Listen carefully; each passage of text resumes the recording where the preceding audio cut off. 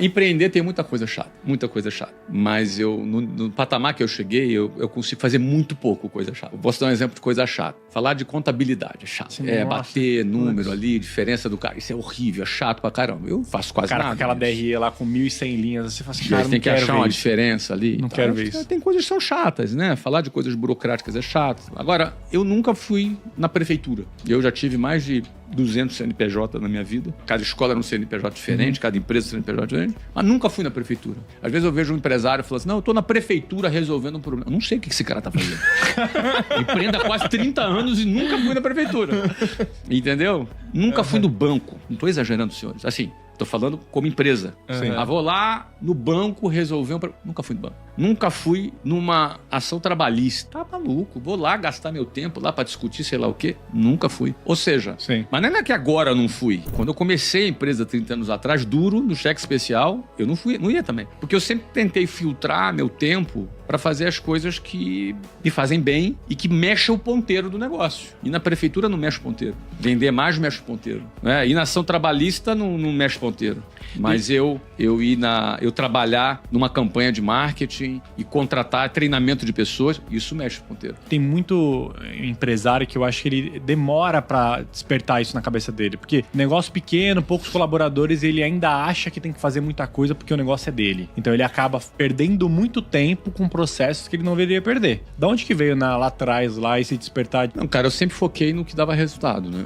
Também algumas coisas chatas demais que eu ignorei mesmo, sabe? Não é que eu ignorei a ponto de deixar ser feito, outra pessoa fazer. Sim. Eu prefiro que algo que não mexa o ponteiro seja feito por outra pessoa, mesmo que seja mal feito, do que feito por mim, bem feito. Porque não mexe o ponteiro. Às vezes, o empresário, ele foge de fazer o que ele tem que fazer, fazendo coisas que ele não deveria fazer. Por exemplo, vender é uma coisa que gasta energia. Às vezes ele foge disso para trocar a lâmpada. Ainda se sente orgulhoso. Não, aqui eu sou pau pra toda obra, eu troco a lâmpada, eu limpo.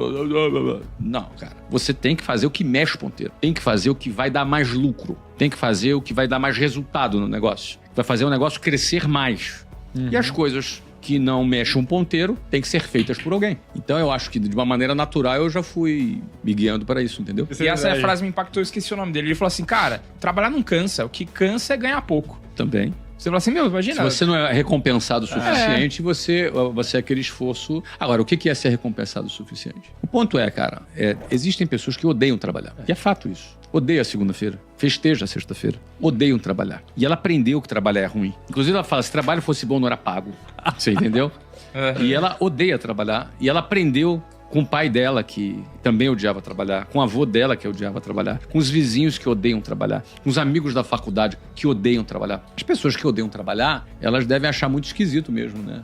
Eu fazer as coisas que eu faço. Como que funciona para um cara que tá querendo ir para um próximo nível, alinhar as expectativas com a família para ele conseguir? Porque às vezes a família causa ansiedade no cara. Vamos lá. Isso é muito interessante. Eu, de novo, vou ter que contrariar o senso comum. As pessoas, no senso comum, elas pensam da seguinte forma. Tudo na vida tem que ter equilíbrio. Sim. Já ouviu essa frase? Já. Eu tenho uma visão diferente. Na minha visão, o equilíbrio também não existe. Equilíbrio é uma ficção psicológica que, se você busca ele, você vai se frustrar. É impossível equilibrar qualquer coisa. Aí, calma. Presta atenção no que eu vou te dizer. Você tem que ser pai ou mãe.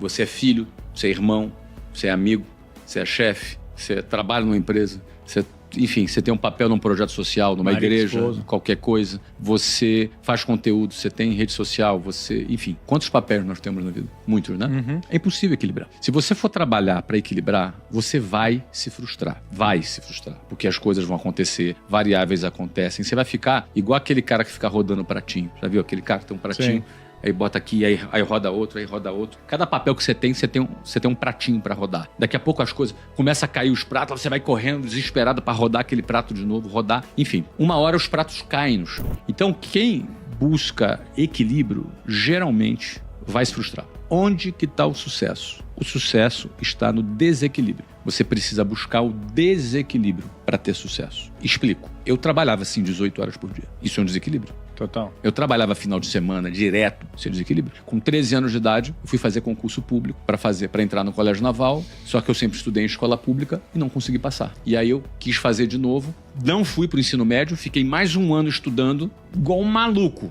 Pegava 5 horas de trânsito, 6 horas na escola e 4 horas de estudo de segunda a sexta. Estudei muito. Tinha 14 anos. Cheguei no final do ano, não passei no concurso de novo. No ano seguinte, não fui pro ensino médio de novo, que era uma atrocidade na cabeça de um jovem. Tô perdendo um ano. Vou lá ralar pra estudar de novo, só que dessa vez, 5 horas ir e voltar de ônibus, 6 horas na escola. 4, 5 horas estudando de segunda a sexta e passei agora a estudar todos os sábados e domingos, com 15 anos. E pensava, pô, não posso falhar, minha mãe tá dando o salário inteiro dela nessa mensalidade. E aí eu passei. Foram 3 anos. Eu tive que provocar um desequilíbrio na minha vida para atingir a performance numa coisa que eu estava num nível muito abaixo. Eu era aluno de escola pública, não estava naquele nível. Eu tive que produzir um desequilíbrio. Ou seja, o sucesso, ele depende do desequilíbrio. E ele está no desequilíbrio. Agora, a grande questão é como produzir desequilíbrios na nossa vida sem destruir a nossa família. Como produzir desequilíbrios na nossa vida sem destruir as nossas relações. Sim. Que essa é a questão. Total. Esse é o ponto. Mas eu queria pontuar antes aqui a questão do desequilíbrio. A única forma não é através de buscar equilíbrio, porque isso é uma ilusão. É buscar uma conciliação. Ou seja, equilíbrio não, é conciliação sim. O que é conciliar? Conciliar é um acordo.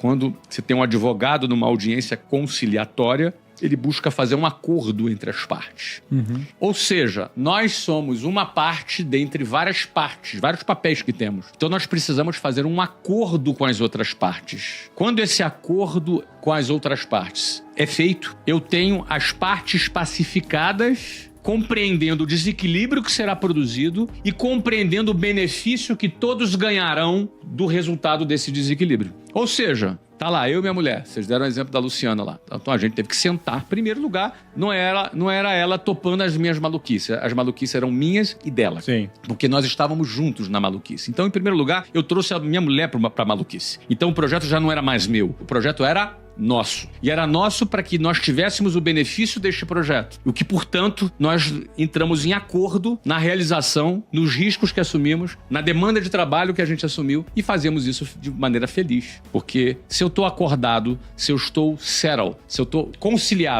conciliado com as partes, e a parte mais importante nesse caso era a Luciana, aí beleza. Aí eu encontrei a paz. Não vai ficar uma pessoa me enchendo o saco. Você não tá em casa, você não chega, você tá trabalhando muito, tá trabalhando demais, você não chega aqui. Por que esse tipo de reclamação acontece? Porque eu não teria tido a capacidade, a competência de trazê-la pra dentro do meu projeto. Sim. E transformar daquele projeto que inicialmente era meu em nosso, e não fui capaz de fazer um acordo para que num determinado tempo eu produzisse um desequilíbrio, mas que depois, tanto eu quanto ela, iríamos colher os benefícios daquele desequilíbrio. Então é vender dentro de casa também. Opa, é venda? É venda? Vender dentro de casa também. É venda. Vai dar certo. Mas venda em todo lugar. Isso mesmo, é venda. Você tem que vender o projeto. Não comprou o projeto? Não começo.